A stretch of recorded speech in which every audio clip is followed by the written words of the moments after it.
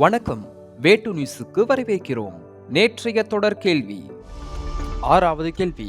இந்திய வம்சாவளியை சேர்ந்த எந்த விண்வெளி வீரர் தனது 3வது விண்வெளி பயணத்தை மேற்கொள்ள உள்ளார்? Option A Nigar Shaji, option B Muthamil Selvi, option C Sunita Williams, option D Kalpana Chawla. சரியான பதில் ஆப்ஷன் சி சுனிதா வில்லியம்ஸ்.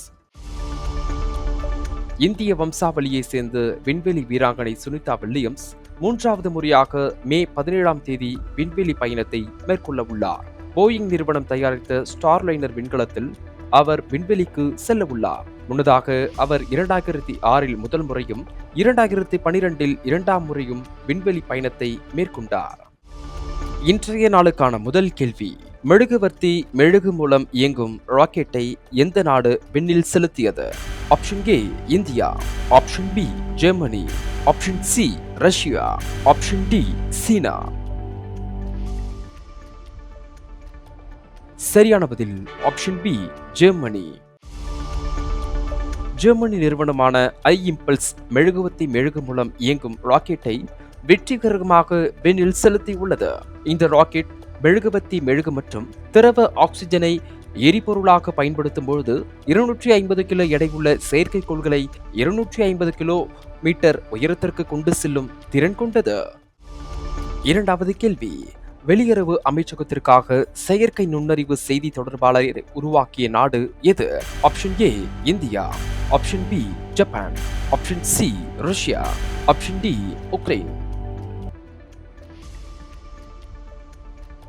சரியான பதில் ஆப்ஷன் டி உக்ரைன். உக்ரைன் தனது வெளியுறவு அமைச்சகத்திடம் இருந்து அதிகாரப்பூர்வ அறிக்கைகளை வழங்க விக்டோரியா ஷீ என்ற ஏஐ செய்தி தொடர்பாளரை அறிமுகம் செய்துள்ளது. 3வது கேள்வி. 23 வயதுக்குட்பட்ட ஆடவர் AFC 2024 ஆசிய கோப்பையை வென்ற அணி எது? Option A Japan, option B India, option C சீனா, ஆப்ஷன் டி வங்கதேசம்.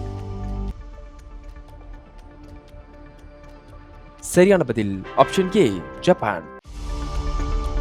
கத்தாரில் மே 3ஆம் தேதி நடைபெற்ற ஆடவர் AFC Under-23 ஆசிய கோப்பை இறுதிப் போட்டியில் உஸ்பெகிஸ்தானை வீழ்த்தி ஜப்பான் 2வது முறையாக கோப்பையை கைப்பற்றியது. 4வது கேள்வி. மேட்ரிட் ஓபன் டென்னிஸ் போட்டியில் ஆடவர் ஒற்றையர் பிரிவில் சாம்பியன் பட்டம் வென்றவர் யார்? ஆப்ஷன் ஏ நோவாக் ஜோகோவிச், option B Rafael Nadal, option C Andrey Rublev, option D Aryna Sabalenka. சரியான பதில் ஆப்ஷன் சி ஆண்ட்ரூ ரூப்லேவ். ஸ்பெயினில் நடந்த மேட்ரிட் ஓபன் டென்னிஸ் போட்டியில் ஆடவர் ஒற்றையர் பிரிவில் ரஷ்யாவின் ஆண்ட்ரூ ரூப்லேவ் கனடாவின் ஃபெலிக்ஸ் ஆகர் அலியாசிமை 4-6, 7-5, 7-5 என்ற செட் கணக்கில் வீழ்த்தி தனது 2வது ATP மாஸ்டர்ஸ் பட்டத்தை வென்றார். 5வது கேள்வி. இந்தியாவில் ஆண்டுதோறும் எத்தனை குழந்தைகள் தலசீமியா பாதிப்புடன் பிறக்கின்றன? Option A 12,000, option B 15,000, option C 20,000, option D 30,000. சரியான பதில் ஆப்ஷன் பி 15,000.